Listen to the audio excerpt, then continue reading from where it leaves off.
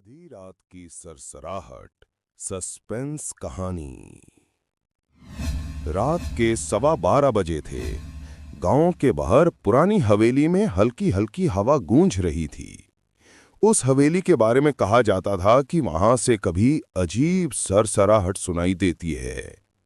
रवि, जो अभी अभी शहर से आया था, इन बातों को सिर्फ अंधविश्वास समझता था। एक रात उसने सोचा कि क्यों ना यह रहस्य खुद जाकर देखा जाए। हाथ में टॉर्च और दिल में थोड़ी हिम्मत लेकर वो हवेली में घुस गया। अंदर कदम रखते ही उसे लगा जैसे कोई उसके पीछे पीछे चल रहा हो। उसने पीछे मुड़कर देखा, कोई नहीं। टॉर्च की रोशनी टूटी हुई खिड़कियों पर पड़ रही थी। तभी उसे ऊपर की मंजिल से आवाज आई, सर सर।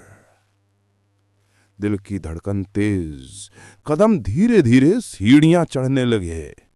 ऊपर पहुंचते ही उसे एक कमरा दिखा जिसकी दराज से हल्की रोशनी निकल रही थी। रवि ने दरवाजा धक्का दिया, छिर की आवाज गूंज उठी। कमरे के बीचों बीच एक टूटी कुर्सी पड़ी थी और उसके पास एक पुरानी डायरी। जैसे ही रवि ने डायरी उठाई, हवा का तेज झोंका दरवाजा बंद कर गया। वो चौंक गया।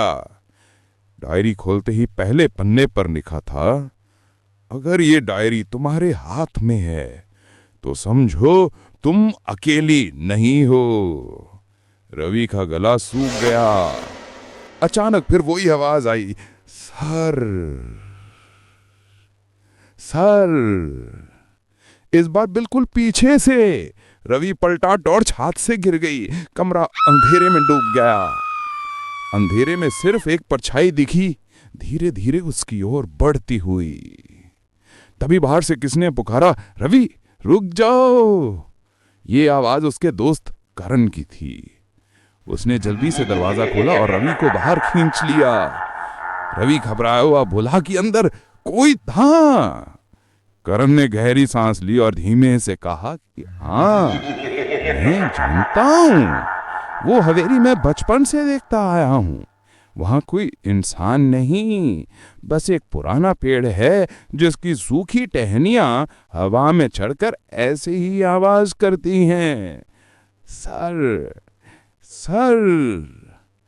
रवि ने राहत की सांस ली, लेकिन तभी फाटक के पास वही आवाज फिर गूंजी, सर सर। दोनों ने मुड़कर देखा, पेड़ बिल्कुल स्थिर था और वो परछाई धीरे धीरे उनकी ओर बढ़ रही थी। कहानी यहीं खत्म, लेकिन असली सस्पेंस अब शुरू होता है। आगे क्या हुआ होगा जानने के लिए चैनल को सब्सक्राइब करो। नमस्ते दोस्तों, स्टोरी टाइम वर्ल्ड में आपका स्वागत है। दुनिया भर की मजेदार कहानियों के लिए अभी सब्सक्राइब करें